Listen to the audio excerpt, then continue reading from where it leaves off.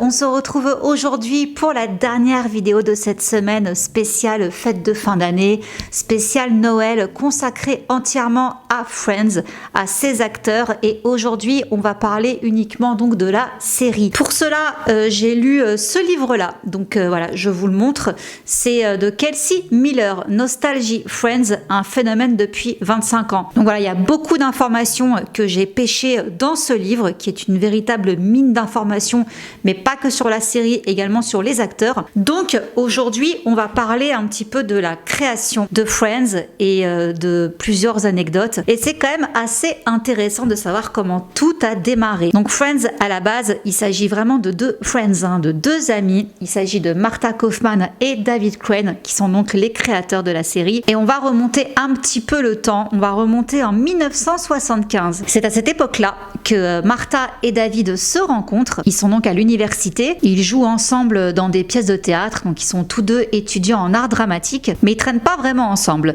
Ce sera 2 ans plus tard. Martha, entre-temps, va partir faire une année à l'étranger. Et quand elle revient 2 ans plus tard, elle retrouve David dans un cours de mise en scène. Donc ils ont eu la même idée tous les deux. Ils se sont rendus compte que finalement la comédie c'était pas trop pour eux en tant que comédiens, mais la mise en scène, oui, ça les intéresse beaucoup.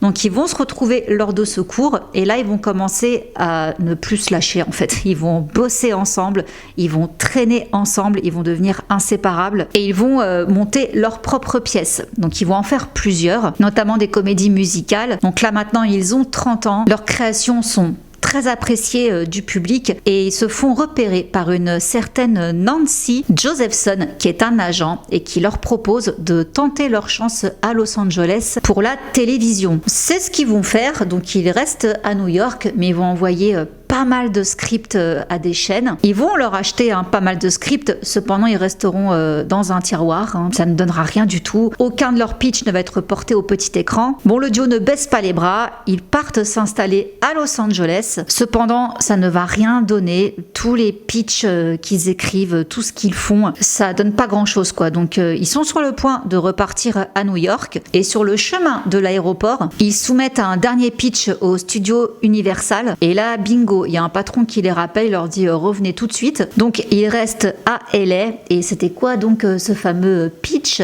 C'était pour la série Dream On. Donc elle va être portée au petit écran. Le producteur délégué de cette série sera Kevin S. Bright, qui va devenir un élément indispensable au duo, car lui il gère bien tout ce qui est la production, également la post-production. Il sait aussi comment former une bonne équipe. Du coup il va s'associer à Martha et David. Donc tous les trois ils créent Bright, Kauffman et Crane Productions. Mais malgré le succès de Dream On, les autres projets du trio font des bides. Donc il y a Family Album, The Powers That Be. Donc là maintenant ils sont tous les trois chez Warner Bros. Donc c'est 3 ex-new-yorkais. Petit coup de blues, donc ils repensent à leurs anciennes années, celles qui succèdent aux études, où on est donc à cheval entre l'adolescence et l'âge adulte, la période de flottement quoi, où on est un peu paumé et où on est tout le temps fourré avec sa famille de substitution, donc ses amis, et ils se disent pourquoi pas parler de ça justement, une tranche de vie où l'avenir ressemble à un gros point d'interrogation. C'est ainsi que va naître le pitch d'Insomnia Café. À l'origine c'était ça le nom de Friends. Donc c'est 6 personnes dans la vingtaine qui parlent de sexe, d'amour, de relations,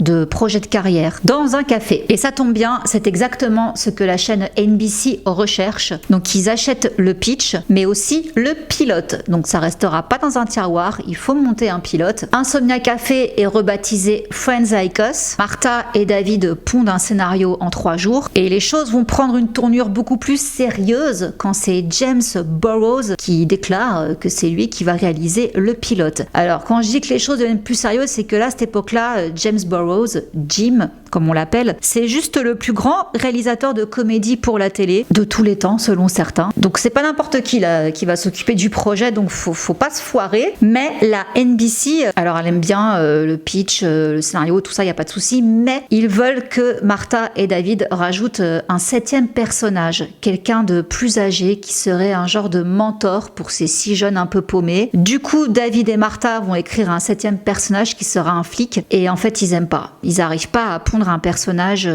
vraiment intéressant. Ils aiment pas l'idée, quoi. Donc ils vont demander à la chaîne si on peut squeezer ce truc-là. Ils vont accepter. Et la série va encore changer de nom. Elle va s'appeler Six of One. Il y avait déjà d'autres séries avec le nom Friends dedans. Donc bon, Six of One. Mais avant de tourner le pilote, il y a une première polémique. Ça concerne Monica la biatch, comme ils disent. Les dirigeants du réseau, en fait, ils n'aiment pas l'idée que Monica ait l'air d'être une fille facile qui couche dès le premier soir avec Paul, le sommelier, et il réclame donc qu'un sondage soit émis auprès d'un public test pour demander ce qu'ils pensent d'une femme comme ça. Verdict, les gens s'en fichent. Voilà, c'est une femme de 25 ans, elle fait ce qu'elle veut, quoi. Le pilote est donc filmé, il y aura 8 heures de pellicule, 2 heures pour chacune des 4 caméras, et ça donnera donc 22 minutes au montage final. Le pilote sera diffusé devant un public test, réaction mitigée, c'est pas grave, tout le monde décide quand même de parier sur la série, et on va même la programmer le jeudi soir, entre Dingue de toi et Seinfeld, donc la grille horaire du prime time, quoi. Une chance inespérée pour une série qui débarque, et elle sera donc finalement rebaptisée Friends. Un phénomène est né, mais avant que le phénomène naisse, je vous rappelle une petite anecdote. C'est Jim Burrows, donc le réalisateur, qui est affectueusement appelé Papa par les 6 comédiens, qui va les amener donc faire un petit séjour à Las Vegas pour qu'ils profitent de leurs derniers instants d'anonymat. Lui, il est persuadé que la série va marcher, donc il voulait emmener les petits comédiens profiter un peu. Donc il les a emmenés dîner au célèbre restaurant Le Spago et leur a dit: vous vivez vos derniers instants d'anonymat. À partir de maintenant, vos vies sont terminées. Alors Lisa Kudrow a observé ses collègues, tout le monde était genre waouh. Elle se dit on verra. Matt Leblanc pareil. Et Jim Burrows par la suite d'ailleurs il laissera souvent sa loge, la plus grande, en libre accès aux comédiens pour qu'ils puissent se retrouver tous ensemble et partager un maximum de moments ensemble. Et c'est entre les prises qu'ils ont commencé à jouer au poker. Ça a donc inspiré l'épisode Celui qui gagnait au poker. Alors concernant donc le casting, revenons un peu là-dessus. David Schwimmer a été le premier à être recruté, tout simplement parce que c'est le seul pour qui un personnage avait été spécialement écrit. Donc on lui a offert le rôle sans même l'avoir auditionné, mais il a refusé. Alors pourquoi? Qu'est-ce qui s'est passé en fait?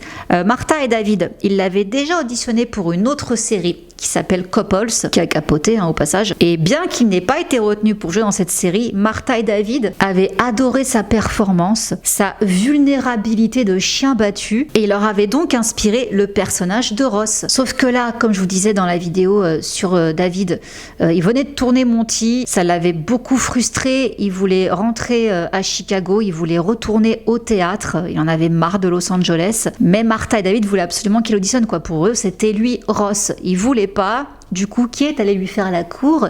Jim Burrows en personne. Il a accepté de venir auditionner et il a accepté le rôle. Matthew Perry, lui, de son côté, bon, comme je vous disais dans la vidéo consacrée à lui, il était fauché. Il avait été pris dans une série Lax qui parle de bagagistes et d'extraterrestres. Et quand il a eu le script entre les mains, il voulait tellement faire le rôle de Chandler, sauf que déjà il était coincé sur l'axe, donc il a vu tous ses potes passer des auditions, il les a même aidés à réussir leur audition en leur disant comment faire, comment interpréter Chandler. Il a harcelé son agent tous les 3 jours pour être libéré de l'axe et aller auditionner pour Chandler. Il avait même déjà travaillé avec David, Martha et Kevin, c'était sur un épisode de Dream On. Et pour eux, oui, Matthew était parfait pour le rôle. Chandler, c'était lui. Au bout d'un mois, sans réussir à caster personne pour Chandler, ils se sont finalement dit que Craig Bierko ferait peut-être l'affaire, même s'il convenait pas à 100%. Seulement, comme je vous disais dans la vidéo sur Matthew, il a décliné le rôle pour une autre série. Et là, en haut lieu, on s'est quand même rendu compte que l'axe,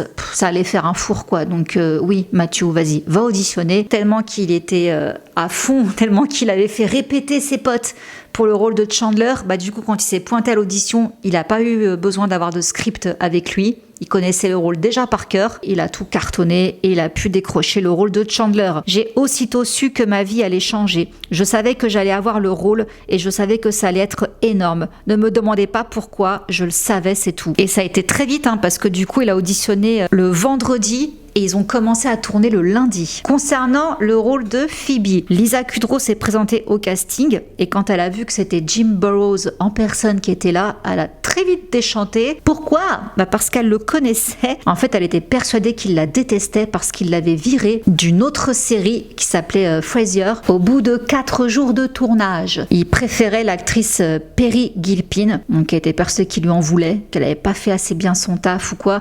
Alors qu'en fait, non, c'était juste que de base, il voulait pas Lisa Kudrow pour ce rôle. Il préférait l'autre actrice. Donc c'est pas qu'elle était mauvaise, Lisa, c'est juste que c'était pas le personnage qui convenait. Et à la fin de son audition donc pour Phoebe, Jim Burrows l'a tout simplement remercié en disant sans commentaire. Mais c'était pas mauvais. En fait, il y avait rien à dire en effet parce que pour lui, Lisa était tout simplement Phoebe. Elle l'avait interprétée à la perfection. Bien qu'elle voulait à la base faire Rachel, comme je vous dis dans la vidéo sur elle. Le problème, c'est qu'elle était aussi Ursula dans la série Dingue de toi, qui serait donc diffusée juste avant Friends. Donc afin de ne pas perturber les téléspectateurs, ils ont donc créé ce petit lien entre les deux personnages. Phoebe et Ursula seraient donc sœurs jumelles. Le rôle de Monica. À l'origine, Martha, elle reconnaît qu'il n'avait même pas envisagé que Courtney Cox puisse jouer ce rôle. Il la voulait pour le rôle de Rachel. Mais à la lecture du pilote, Courtney Cox s'est rendu compte qu'elle appréciait beaucoup plus le personnage de Monica. Mais le souci, c'est qu'elle avait également une concurrente de taille, Nancy McKeon, de la série Drôle de vie. Mon Courtney n'a pas lâché l'affaire, elle expliquait à Martha et David qu'elle se sentait vraiment de jouer Monica. C'était un personnage qui, bien qu'il soit différent d'elle, il y avait quand même beaucoup de choses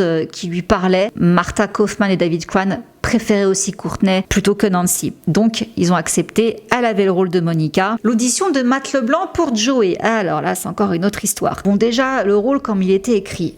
Sur le papier, voilà ce que c'était. Un type d'une vingtaine d'années, beau, suffisant et macho, qui ne pense qu'aux femmes et au sport. Ok, bon, Matt a auditionné. Il y avait quelques petites réticences parce que c'était le moins expérimenté des autres acteurs. Son plus grand succès, c'était les pubs pour le ketchup Heinz. Et en plus, la veille de son audition, il est sorti et il s'est mis une mine, quoi. Du coup, le lendemain matin, quand il s'est réveillé, le jour de l'audition, donc, il titube jusqu'à la salle de bain, il trébuche, il s'éclate le nez contre la cuvette des toilettes. Donc il s'est pointé à l'audition devant Martha avec une énorme balafre sur le nez. Elle lui a même dit « Qu'est-ce qui vous est arrivé ?» Donc c'est devenu après une blague que Matt LeBlanc a décroché le rôle de Joey en faisant son Joey. Mais comme je vous dis, bien que sur le papier le rôle était pas très flatteur, Matt LeBlanc a su lui apporter ce côté un peu idiot, plus doux et innocent, et ça a atténué justement le côté macho du personnage. C'est grâce à Barbara Miller, la directrice de casting pour la Warner Bros, que Matt LeBlanc a décroché le rôle, car comme elle a dit, c'est un acteur qui s'améliorera à chaque épisode. Il en est capable. Donc ils lui ont fait confiance, il a décroché le rôle. Reste plus qu'à trouver donc Rachel. Alors là, on doit remercier un certain Warren Littlefield, qui est le PDG de la NBC. C'est une histoire assez incroyable. Il était en train de rouler en voiture et il s'est arrêté à une station-service et il a vu Jennifer Aniston. Il l'a reconnue, il la connaissait justement de la série Ferris Bueller, qui a été déprogrammée donc au bout de la première saison. Et elle, Jen, elle était là, dépitée de la vie, parce que là, ça se passait pas très bien pour elle. Comme elle le dit elle-même, j'étais la reine ratée de la sitcom. Donc, elle voit Warren à la station essence, et là, elle lui dit de but en blanc, est-ce que je vais réussir un jour? Et Warren s'est dit, je meurs d'envie qu'elle réussisse, mais j'en avais aucune idée si ce serait le cas ou pas. Puis il a fini par recevoir le script de Martha et David. Entre-temps, donc Jen a été castée sur la série Muddling Through, mais c'est Warren qui a demandé à Martha et à David de faire auditionner Jennifer Aniston. Et c'était donc pour le rôle de Monica. Lorsque Jennifer a lu le script, elle s'est dit non, pas Monica. Elle préférait celui de Rachel. Car, comme je vous l'ai dit dans la vidéo sur elle, elle avait passé justement des années à observer les filles de l'Upper East Side. Et justement, Rachel était tout ce qu'elle n'était pas, mais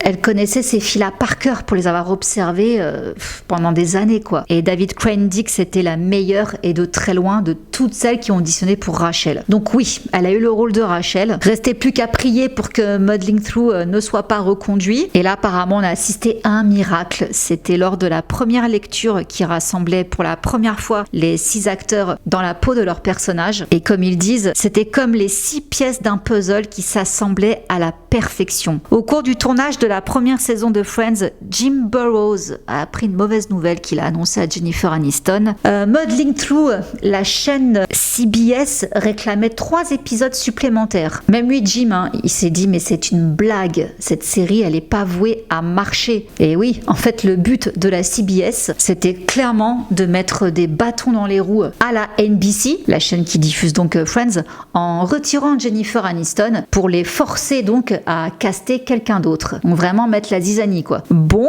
David et Martha ont quand même continué à tourner les épisodes avec Jen, mais ils ont quand même dû en parallèle refaire donc d'autres auditions pour trouver une Rachel de secours. Elle est même pas d'ailleurs Jennifer Aniston dans les premières photos promotionnelles parce qu'ils savaient pas si elle resterait. Et Jennifer raconte à ce propos qu'elle a même des amis à elle qui l'ont appelée pour lui dire j'ai passé l'audition de Rachel, est-ce que tu as des conseils à me donner? Elle a dit que ça lui avait brisé le cœur.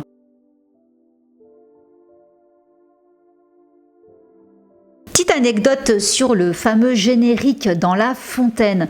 À l'origine, il était prévu que le générique soit tourné sur le toit d'un immeuble. Donc la série n'est pas tournée à New York, mais dans les studios Warner à Los Angeles. Mais il s'était dit qu'en tournant sur le toit d'un immeuble avec des grands buildings derrière, ça pourrait faire illusion que c'est New York. Finalement, c'est en se promenant dans les studios Warner que David et Martha ont repéré une fontaine style années 30. Il y avait des décors derrière, ma sorcière bien-aimée, etc. Donc des plateaux. Et ils se sont dit, tiens, c'est marrant, la fontaine avec les immeubles derrière, ça peut passer pour un parc new-yorkais. Carrément. Donc finalement, ils ont tourné le générique dans cette fontaine jusqu'à 4h du matin. Les comédiens en pouvaient plus. Ça a été un peu en roue libre. Il y avait plein de scènes qui ont été filmées où les comédiens sont sur le canapé, devant le canapé avec des parapluies, etc. Après, on leur a plus ou moins fait des petites chorégraphies à reproduire, mais après, c'est parti complètement en freestyle. Et c'est vers la fin, donc en pleine nuit, qu'ils leur ont dit allez dans la fontaine, éclatez-vous, machin. Et à un moment donné, ils se sont éclatés jusqu'à ce qu'ils s'éclatent plus. Ils étaient gelés. On était en pleine nuit. Du coup, qui a fait des blagues pour sauver l'ambiance? Matthew Perry. Les dernières secondes en fait dans la fontaine, on les voit rire, c'est des vrais rires. C'est Matthew Perry qui arrêtait pas de sortir des blagues à tout va, ils étaient morts de rire. Du coup voilà, ça a reboosté le moral de tout le monde et ça a donné donc ces belles images qu'on a dans le générique. Et quelques années plus tard, ils ont d'ailleurs retourné cette séquence pour les besoins du double épisode, ce qui aurait pu se passer dans la saison 6, mais cette fois ils ont eu droit à une eau chauffée. Et l'ambiance était également très euphorique. Mais j'ai lu dans les mémoires de Matthew que même quand ils ont tourné le générique, il a senti qu'il y avait un truc dans l'atmosphère où ouais, on est vraiment sur le point de réaliser un truc énorme quoi. C'était celui qui y croyait le plus de tout le casting que la série allait être un carton. Bon, comme je vous disais, la série n'est pas tournée à New York mais à Los Angeles, mais il a bien fallu trouver un immeuble de carte postale pour illustrer où ils habitaient. Eh bien, sachez que l'immeuble existe vraiment. Il est au croisement de Grove Street et Bedford Street dans West Village. C'est au sud de Manhattan. Je vous mettrai une petite photo de ma tête. Tiens, je vous fais coucou. À chaque fois que je vais à New York, je vais voir l'immeuble de Friends. Et il n'a pas été pris par hasard. Il s'agit de l'immeuble où a vécu John Schaffner, le directeur artistique de la série. Et autre petite anecdote, le fameux cadre doré autour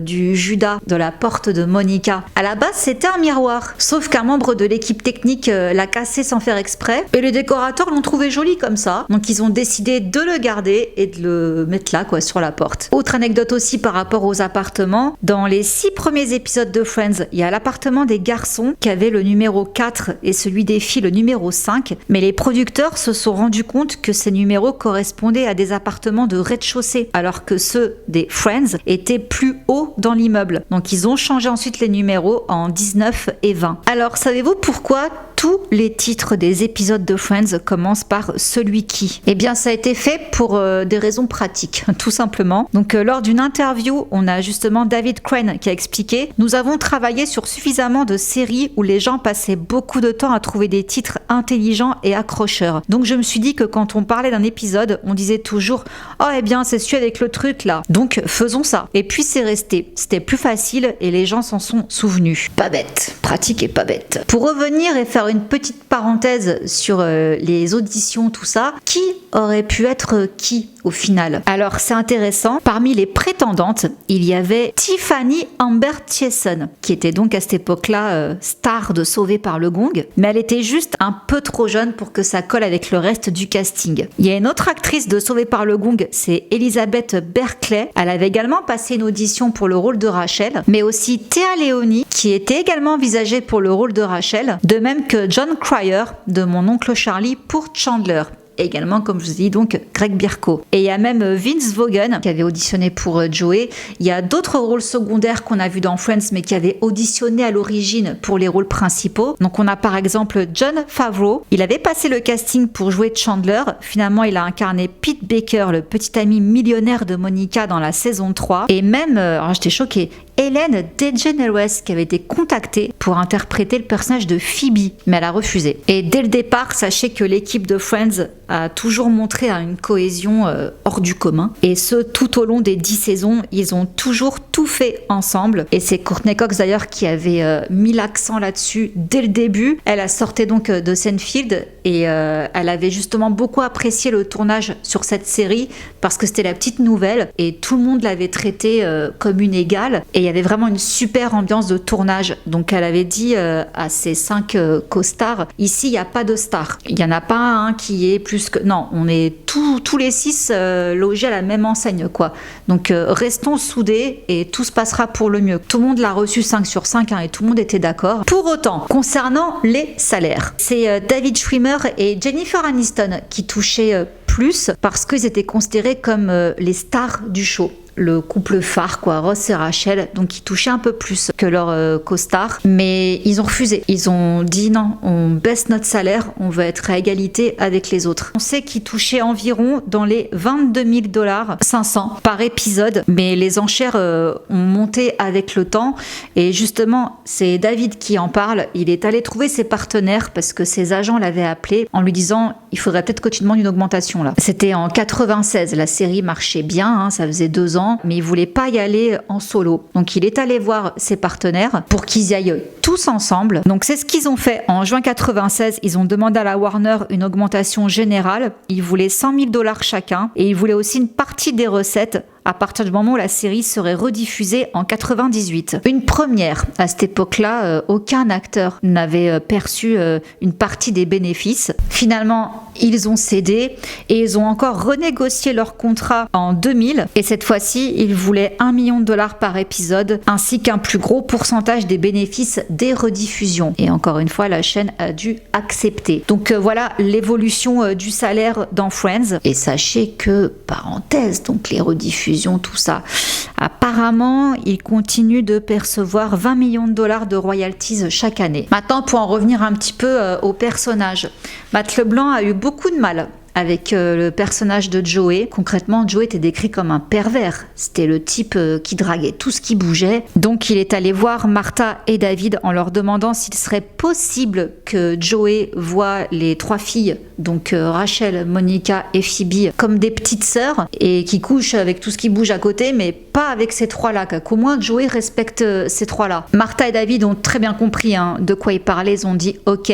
Il est donc devenu un meilleur ami et une figure fraternelle auprès des 3 filles. Et du coup, ça a éliminé une histoire que Martha et David comptaient inclure, à savoir une romance plus ou moins sérieuse entre Joey et Monica. Et pourquoi ils avaient pensé à ça? Parce que, comme je vous disais tout à l'heure par rapport à Monica, le genre de fille qui couche dès le premier soir, pour eux, c'était les 2 personnages les plus sexuels à première vue. Donc ils comptaient faire quelque chose entre eux, pas forcément du sérieux, mais bon donc finalement ils ont abandonné l'idée et de toute façon c'est pas grave, il y avait Ross et Rachel. Alors petite anecdote aussi, sachez que l'épisode 7 de la saison 1, celui qui a du jus, il a été fait de manière collégiale on va dire, avec la série Dingue de toi. C'est une combine croisée qui a été orchestrée par la NBC pour booster la programmation du jeudi soir parce que Friends déclinait un petit peu à ce moment-là. Donc on a le personnage de Jamie de Dingue de toi qui dans l'épisode cause par accident une coupure d'électricité en trifouillant des câbles sur le toit de son immeuble. Du coup, ça provoque un blackout dans la ville de New York. Et c'est donc suivi de l'épisode de Friends où ils ont un blackout et où Chandler se retrouve coincé avec Jill Goodrack qui joue son propre rôle. Donc c'est un mannequin Victoria's Secret. Et sachez d'ailleurs que c'est l'épisode préféré de Matthew Perry. Ce qui est intéressant dans cet épisode, c'est que je n'ai pas beaucoup parlé. C'est principalement une voix off. Donc quand l'épisode était tourné avec le public, il entendait sa voix off et il devait réagir en conséquence, quoi. Donc il a vraiment bien aimé tourner cet épisode-là. C'est son préféré. Bon, est-ce que ça a porté ses fruits? Oui. Ça fait un bon d'audimat de 5 millions, ce petit clin d'œil là entre les deux séries. Il y aura d'autres croisements d'ailleurs qui auront lieu. On a par exemple Chandler et Joey qui dînent au Riff, le restaurant donc de Dingue de Toi, où la sœur de Phoebe, Ursula, est serveuse. D'ailleurs, même par la suite, Joey sortira avec Ursula. Et on a aussi les personnages Jamie et Fran de Dingue de Toi qui se retrouvent au Central Perk, qui voient Phoebe et qui la prennent donc pour Ursula. Mais celui qui a fait hurler tout le monde, ça a été l'espèce de croisement qu'ils ont fait. Alors là, c'est Rachel et Monica qui se retrouvent aux urgences. Et qui sont les médecins? George Clooney et Noah Wyle d'Urgence. Alors là, c'était l'hystérie parce que Urgence a été diffusée pour la première fois la même année que la saison 1 de Friends, mais ça a cartonné direct. C'est monté, là, ça a jamais flanché, quoi. Ça a plu tout de suite. Et bon, l'histoire était un petit peu tirée par les cheveux, quoi, parce que ils sont normalement pas dans la même ville, Urgence et Friends, mais genre, dans Friends, ils sont là, George Clooney et Noah, parce qu'ils sont venus faire une opération, après ils doivent repartir, mais finalement ils restent parce qu'ils ont un date avec Monica et Rachel. Bref, c'est de la télé, on ne demande pas à ce que ce soit à 100% réaliste. Non. Bon, comme je vous l'ai dit, mais je le répète au cas où, mais je pense que vous le savez. Ross et Rachel, pourquoi cette alchimie entre eux? Parce qu'ils avaient un crush l'un pour l'autre dès le début de la saison 1. Mais il y en a toujours un qui était en couple quand l'autre l'était pas, et vice-versa. Donc ça s'est jamais fait. Mais donc voilà, pourquoi Ross et Rachel, on sent une telle alchimie entre eux? Parce que les comédiens se plaisaient. Et Jennifer Aniston plaisait aussi beaucoup à Matthew Perry. Mais bon, il a dû se faire une raison. Et un autre couple donc qui a vu le jour, c'est Monica et Chandler. Est-ce que c'était prévu ou pas? Plus ou moins. Disons que l'idée trottait dans la tête des créateurs depuis un moment. D'ailleurs, si vous revoyez la série, vous pouvez voir des petits clins d'œil. Il y a un épisode par exemple où on est remonté dans le temps, où là le Central Perk c'est un bar, et il y a une petite ambiguïté à un moment donné entre Monica et Chandler dans l'appartement de Monica quand elle est en serviette, elle sort de la douche. Là, Chandler la prend dans ses bras et ça dure un petit moment. Et ça a été volontaire parce que les créateurs voulaient jauger la réaction du public par rapport à eux deux ensemble. Et il s'est passé un petit truc, mais après Chandler sort une blague, quoi, et voilà, ça casse la magie. Et on a aussi, je sais plus si c'est fin saison 3 ou début saison 4, l'épisode de la plage. Je sais plus, mais on a Chandler quand même qui fait pas mal d'allusions à Monica. Et si j'étais ton copain, et si j'étais ton copain. Donc là aussi, voilà, donc les créateurs ont mis des petits clins d'œil comme ça, en se disant un jour, et si on testait un truc entre Monica et Chandler? Bon bim, c'est arrivé à Londres au mariage catastrophique de Ross et Emily, mais c'était pas forcément une histoire qui était faite pour durer. Il s'était dit bon, on va faire une histoire d'un soir, mais les gens ont tellement été sous le charme de ce couple que finalement ils l'ont gardé. Et aussi une autre raison, c'est parce que oui, c'était bien beau le couple Ross et Rachel. Ils ont d'ailleurs fait tout ce qui était possible pour à chaque fois retarder le moment où ils allaient se remettre ensemble. Ils l'ont bien retardé, 10 ans. Mais à un moment donné, il fallait donner autre chose aux téléspectateurs, une autre romance. Voilà, Monica et Chandler, c'était finalement le combo qui marchait le mieux. Moi, j'étais persuadée que Phoebe finirait avec Joey. Je trouvais qu'ils avaient quand même beaucoup de points communs, mais j'avoue, ça aurait peut-être été un petit peu gros que tous les personnages finissent ensemble. Déjà là, ça faisait 2 couples. Donc ouais, ça a peut-être été un petit peu trop tiré par les cheveux. Donc bon, ça finit comme ça doit se finir. Mais oui, c'était aussi pour qu'on n'ait pas que la romance Ross et Rachel dans la série. Alors, un petit mot quand même pour Gunther, James Michael Tyler, qui nous a quittés d'un cancer. Lui, il a été choisi pour interpréter donc le rôle de Gunther, le barista du Central Perk. Et pourquoi ? Parce qu'à la base, il a bossé justement comme barista dans un café à Hollywood. Donc il savait faire fonctionner une machine à cappuccino. Il les préparait bien sur place. Donc il y a des vrais cafés qui sont servis, des vrais cappuccinos, des vrais lattés lors du tournage de Friends quoi. Donc merci James Michael. Et concernant donc les grossesses, alors comme je vous disais, Lisa Kudrow et Courtney Cox sont tombées enceintes. Je vous l'ai dit dans les vidéos consacrées à elles. Alors Lisa Kudrow, au début elle était pas chaude pour qu'on intègre sa grossesse parce qu'elle avait peur si jamais elle perdait son bébé. Voilà, donc dans les débuts ça a été gardé secret, mais au bout de quelques mois, on va pas pouvoir le cacher éternellement quoi. Donc ils ont rajouté justement cet arc narratif avec la famille de Phoebe, donc son frère, sa copine. Ils peuvent pas avoir d'enfants, donc elle sera la mère porteuse. Mais elle attendait qu'un seul enfant, Lisa Kudrow, pas 3. Donc ils ont quand même rajouté du bidon en plus pour qu'elle ait l'air d'être enceinte de triplé. Donc voilà, ça a été intégré. Par contre, la grossesse de Courtney Cox n'a pas été intégrée à la série. Et elle est enceinte dans la saison 10.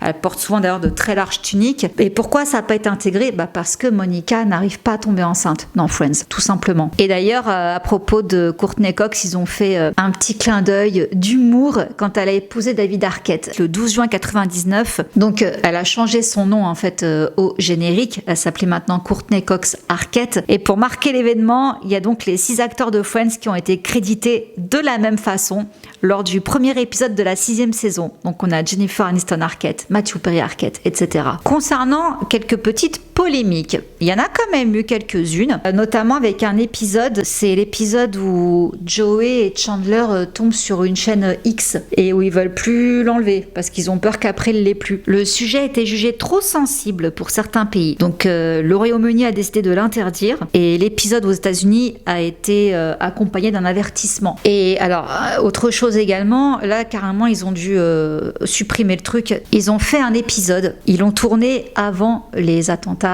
de 2001. Dans cet épisode, Monica et Chandler donc sont mariés, ils partent en lune de miel. Donc ils se rendent à l'aéroport et à l'origine ce qui avait été filmé, c'était Chandler qui donc passe les portiques de sécurité, la douane en fait, et qui fait une remarque par rapport à une pancarte où ça parle de bombes. Et il répète ce mot-là plusieurs fois, à tel point qu'après il se fait carrément embarquer et fouiller, enfin bref. Après coup, ils se sont dit ça va pas du tout, donc ils ont supprimé cette scène et ils ont dû refilmer avec une autre histoire où finalement ils rencontrent un couple qui à chaque fois est surclassé par rapport à eux parce que ce couple est aussi en lune de miel. Voilà, petite parenthèse. Bon, comme je vous l'ai dit aussi sur la vidéo de Jennifer Aniston, elle voulait partir à la saison 9. Elle voulait se consacrer à son mari, tout ça. Et elle dit « Je voulais que la série se termine quand les gens nous aimaient encore et que nous étions au sommet. Et puis je me suis aussi demandé à quel point j'avais encore de Rachel en moi. » Finalement, elle est revenue pour la 10e saison en ayant fait des compromis avec les producteurs, tout ça. Ils ont raccourci la saison de quelques épisodes par rapport aux autres. Quand la série s'est terminée, est-ce que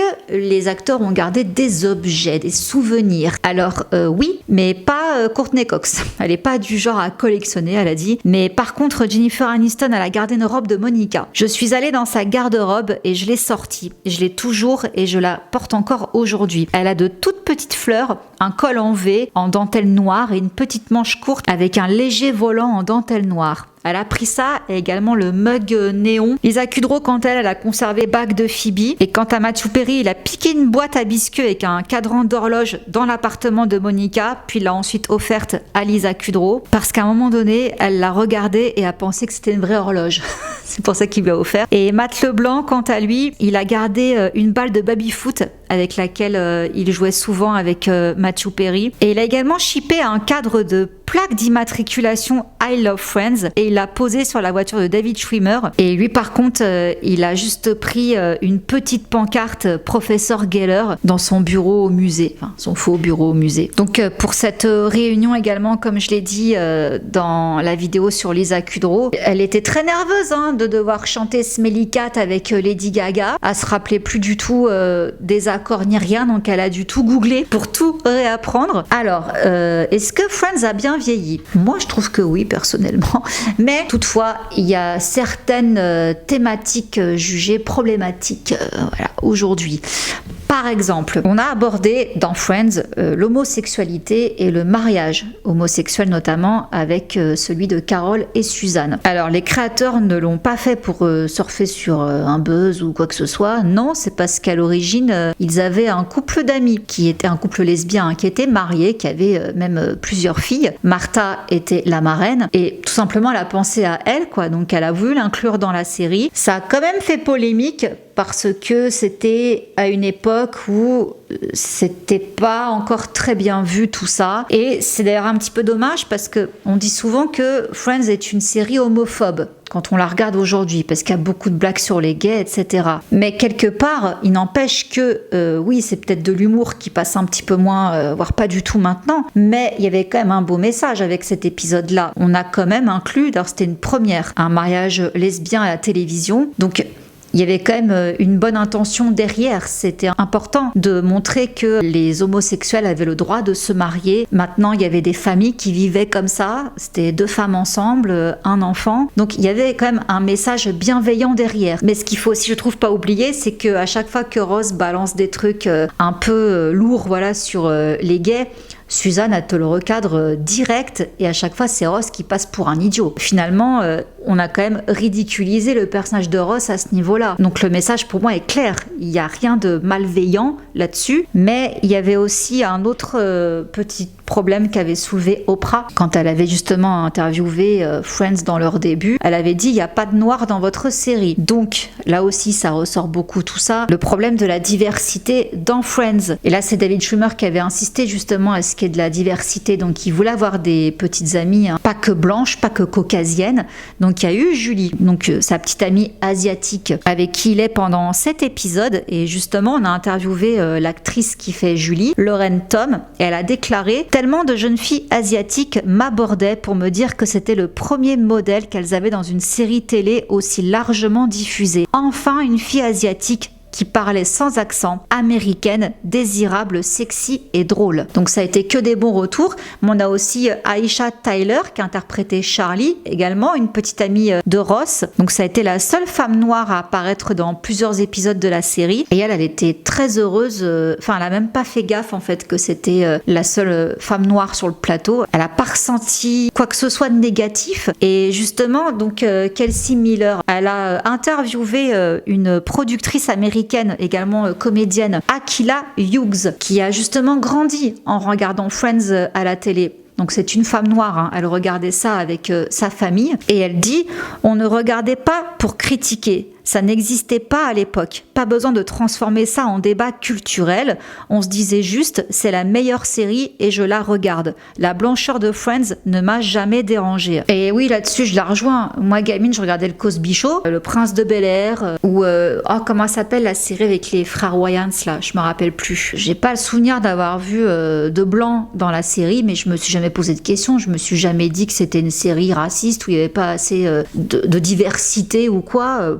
Je pensais pas à ça, quoi. J'adorais le Cosby Show, donc il n'y avait pas de questions à se poser, quoi. Il y a aussi eu le sujet de la transidentité. On a donc Kathleen Turner qui interprète le rôle du père de Chandler. Alors oui, c'est vrai qu'aujourd'hui on se dit c'est bizarre d'avoir embauché une femme pour jouer le rôle d'un homme qui est devenu une femme. Ça n'a pas de sens. Et elle, justement, l'actrice avait tout de suite dit oui parce qu'elle avait jamais fait ça, et parce que justement à cette époque-là, il n'y avait pas assez de drag queen ni de personnes transsexuelles à la télé. Donc elle était très heureuse de faire ce rôle, et comme elle dit, Kathleen Turner, je pense que ça a mal vieilli, mais personne n'a jamais pris ça comme un commentaire social sérieux. Et il est vrai, donc la journaliste là-dessus, elle a interrogé des gens, y compris dans la communauté trans, hein. Ils estiment que c'est ridicule en fait de critiquer Friends pour son piètre rendu d'un personnage trans, parce que au moins il y en avait un, en quelque sorte, et un qui n'était pas représenté de manière affreuse. Donc dans l'enquête qu'elle a fait, effectivement,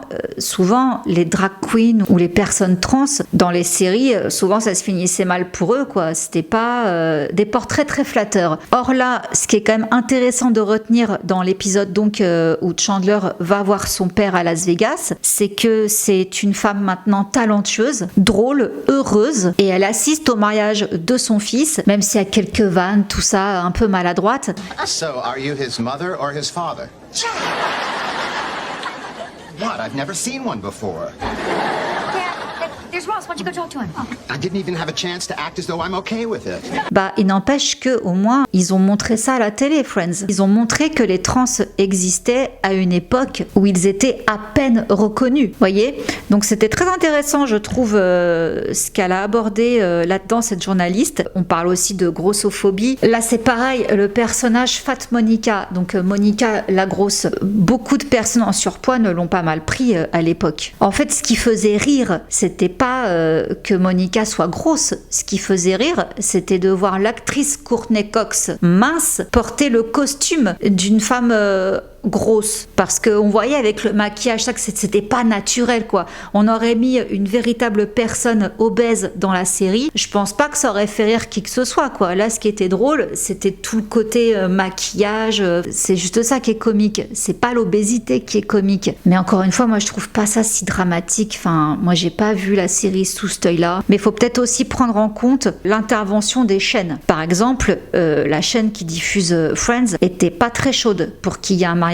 lesbien. Les créateurs ont insisté. Voilà, donc à mon avis, il y avait aussi quand même des restrictions au niveau de la chaîne, mais je trouve ça quand même un peu dommage de taper sur Friends. De toute façon, elle l'a dit Jennifer Aniston lors d'une interview. Elle a dit oui, il y a peut-être des maladresses maintenant quand on regarde, on aurait peut-être pu faire certaines choses différemment, mais en même temps, maintenant, on ne peut plus rire de rien. Et je trouve que c'est vrai. Alors, je sais que certains là vont me dire ouais, Julie, tu déconnes et tout, mais franchement, je préférais les années 90 là-dessus, on pouvait vraiment rire de tout. Moi, il y avait certains sujets, moi par contre, qui me faisaient pas rire, genre la pédo, tout ça là, je pense au sketch de quelqu'un très particulier là en tête. J'ai jamais compris, bref. C'est vrai qu'on a vécu, ma génération, 80, une époque où on pouvait rire de tout, et quand je vois aujourd'hui comment c'est... De toute façon, je le vois dans vos commentaires, vous êtes aussi saoulés, hein. Quand je vous parle des polémiques sur une série, les 3/4 d'entre vous, hein, voire même presque tous, vous êtes là à me dire « Sérieux, c'est fatigant ».